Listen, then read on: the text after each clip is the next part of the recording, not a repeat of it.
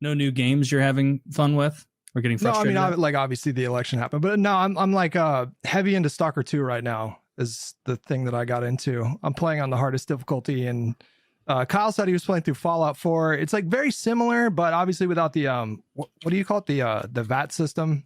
Yeah. VATS is just a crutch for terrible Bethesda coders. So it's I fun. thought it was kind of fun when I played 4. It is fun. It's a crutch for bad coding because they made, look, there's a balance between RPG and shooter. You can be a great RPG or you can be a great shooter. But I don't have a lot of time in the game. Can you explain why you would say that? Which game? Fallout. Why VATS is a crutch, and what is VATS is the auto aiming thing, right? Yeah, VATS is the auto aiming thing. You hit your bumper, you hit whatever your hotkey is, and the computer auto targets everything, and you shoot him in the arm twice and once in the head too, and throw in a critical on the second shot. It's that system. Mm-hmm. The Fallout 1 and 2 are those top down, maybe isometric is the way to describe it, games that are very heavy with the story and the RPG elements. You sort of you see your character kind of like God from above, and you walk him around and you go through all this stuff. Fallout 3 and New Vegas are they're first person shooters, RPGs, third person esque thing. Big open world. They're terrible. Yeah, that's definitely RPG. But 4 is a shooter.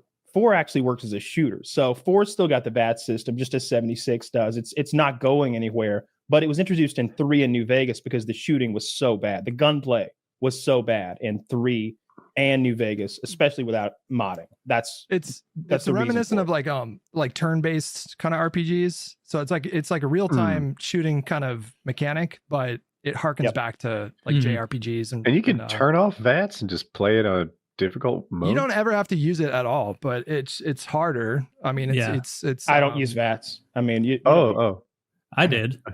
I thought it was fun. Well, sure, then use it. Nobody's going to judge you. Well, it's part of the game. It's like the power armor, okay? Like you could do a whole run without ever stepping into a suit of power armor in Fallout. You've still played Fallout and beaten Fallout, you know what I mean? Or you could do a whole run where your character's based on being in power armor. Like there's no reason to put any points in the strength skill, maybe, because power armor just gives you an automatic 11, right? So you can put those points elsewhere. So you can also build a character that heavily leans on VATS. It stores criticals to be applied when it wants. It recharges its AP faster. It does any number of things. That's the build I did. Like I thought VATS was fun. Was VATS really like saving their ass from a bad coding? Well, it was just kind of part of the game as well, because I think in 1 and 2, when you've got that isometric style, it's a little bit like Baldur's Gate, where you're like, all right, target that guy in the head and roll the dice. Oh, my +2 accuracy because of my intelligence, and then blah, blah, blah. And then you'd apply all those factors, roll digital dice, and then determine if you hit the guy. And that's just still in the game now that we're into first-person shooters, and it doesn't really fit. But that's intended to have VATS the whole time, right? Yeah. Sorry. Yeah. No, sure. Did, yeah. It's a staple of the game. Gotcha. Did you get into Starfield at all or not? No, I was very unimpressed by the reviews. Obviously, when it came out, it got kind of bombed, and then I'm sure that it got better over time, but it still looks like shit. And it looks so much like shit to me that I think Bethesda's going to shit the bed with the next Elder Scrolls game. I think it's going to be like laughed at compared to GTA. I think it's not going to rise to that mantle of what I've been calling quadruple A titles like Baldur's Gate 3 and Elden Ring. It's not going to be one of those. There's diminishing returns with it. So like the first 20 to 40 to 60 hours, there's a lot to marvel at because just the technical aspect of it is pretty remarkable. What they were able to do with the procedurally generated, there's like 1,000 different planets that you can visit. The issue with the game though is that it's like very barren, and they don't do enough with the points of interest. Like, so you land on a planet and it'll procedurally generate points of interest, but a lot of the times the side quests are just really uninteresting. So you'll run into a group of miners and they'll tell you they lost one of their friends back at a cave, 2 miles that way. And so you just walk for 5 minutes, get the guy, and then walk back. So there's stuff like that where it's like, why is this in the game? But the gunplay is definitely the best that Bethesda's done. So I don't know. I feel like you can have a good time with it, but once I reached like 60, 80 hours, I was like, and usually with Bethesda games, you can do, 200, 300 hour runs for Fallout or Skyrim. Yeah, nobody gets bored in Skyrim after like 60 hours. Like you won't run out of stuff. I bought Starfield and was excited about it because I had in my head that it was going to be a space Skyrim, basically. And then before I even started, my brother and another couple friends of mine also bought it, and they were putting in dozens of hours. And before I even started, they texted me and were like, don't even bother. This is nothing like Skyrim. The way they describe the quest is exactly what you said, where they're like, dude, I just need any side quest to not be a fetch quest. Like, make me feel as though I'm doing something meaningful in the cosmos, not like collecting a kind of flower to go bring to this person. Did you play Outer Worlds? It came out a few years ago. It was made by Obsidian. Obsidian is who made Fallout New Vegas. It's the only Fallout title that Bethesda hasn't made themselves. And it's, in my opinion, they're making Avowed. There's a new game coming out called Avowed, which looks really good. It's very Skyrim-esque. Okay. I think it comes out in January. I'd be into that. Yeah, I'll try it. New Vegas is what won me over. New Vegas' story and how dark it was. Like, you find stuff that I don't even want to talk about in the first 6 months to the show. We'll get demonetized like immediately. But it's like, the worst stuff that you can imagine. People getting cooked and children being taken and all kinds of awful stuff. The fiends in New Vegas. I dug all that hardcore story elements in a game. I hadn't seen that before. The Amazon show was way better than I thought it would be. Like, so much better. And it was done by Jonathan Nolan, who I think, like, he has kind of a mixed track record. He helped to write Westworld, which had a really strong start, like the first season. Yeah. And then it just kind of slowly went downhill. Yeah, that tanked. And then he's done a number of other sci-fi projects that I didn't find all that interesting, but yeah, I was really blown away. What did you guys watched it? I assume. Massive fan of it. I watched through it 2 or 3 times because I watched it like by myself once and with my girlfriend once, and then maybe with a third person once. I enjoyed it so much. I like the girl, Elizabeth Purnell or something, whatever her name. She was great. That big-eyed, like, dude, I loved what a sweet, well-mannered, like, innocent whore she was, right? Like, that juxtaposition of her personality, just right.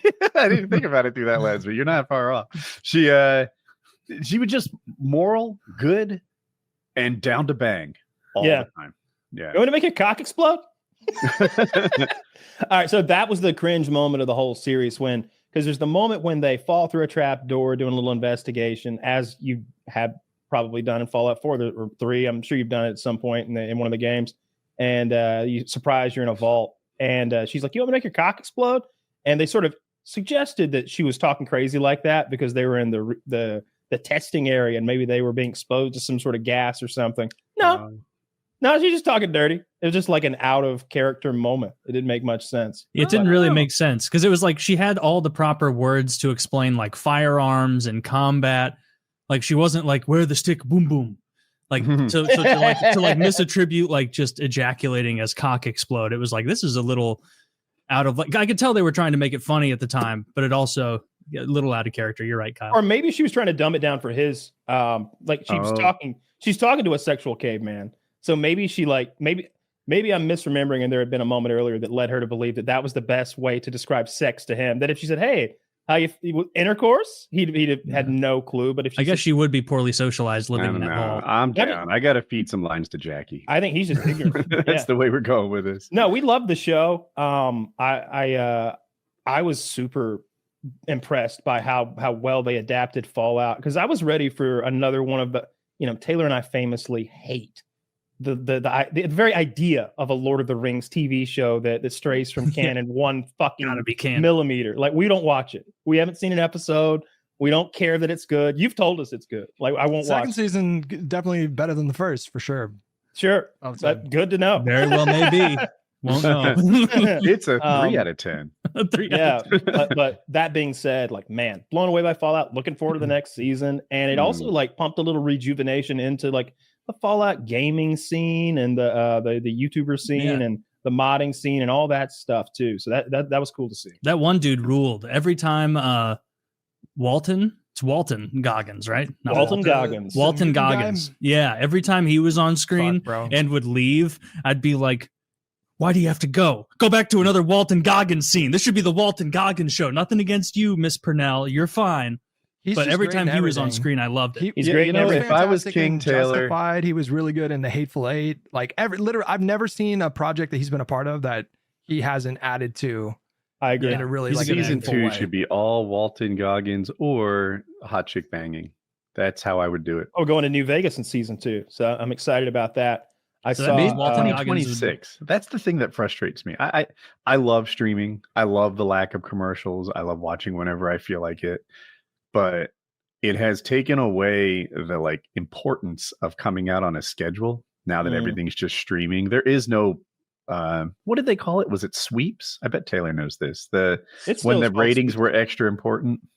Oh yeah, But it's Sweet also Sweep. the fact that those are really high productions. Those are like a lot, $250 million of money that's being put into set design and graphics and costumes and makeup and so like it's just all it's that, easier but to do yeah, something like Lost because there's just not as many moving parts, so you can do that once a year. yeah. in an but instance like that, it's like I think they ordered season 2 like immediately. So it's like, why are y'all taking a break? Why aren't we always working? Do y'all not work for money?